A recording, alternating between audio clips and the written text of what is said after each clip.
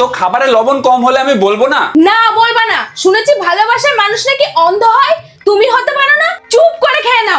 আরে বাবা, আমি অন্ধ হলেও তো আমার জিভে স্বাদ লাগবে নাকি? তাহলে তোমার ওই জিভকে অন্ধ করে দাও। তোমার ধ্যানে জ্ঞানে শয়নে স্বপনে সবসময় বউ থাকবে। বন্ধু বান্ধব আবার কে? তোমার বন্ধুও আমি, শত্রুও আমি, বুঝেছো? তুমি ঠিক আমি ভুল, এসব চলবে না। সবসময় শুধু আমি ঠিক তুমি ভুল। দুইজনের মধ্যে যদি ঝগড়া বাঁধে না, তুমি সবসময় আমাকে ইচ্ছা করে জিতিয়ে দেবে। আর যদি তোমার ভুল থাকে তাও? আমার কোনো ভুল হতে পারে না, সব ভুল তোমার। আর তুমি আমার সঙ্গে ঝগড়া করবে না, ওটা ছেলেদের কাজ না, ওটা মেয়েদের কাজ। আমি একাই তোমার সঙ্গে ঝগড়া করব, তুমি চুপ করে বসে শুনবা।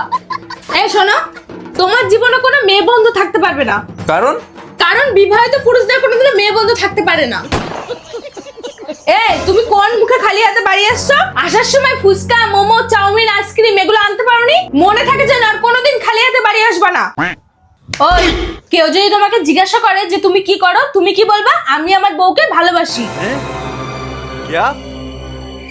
ঠিক আছে?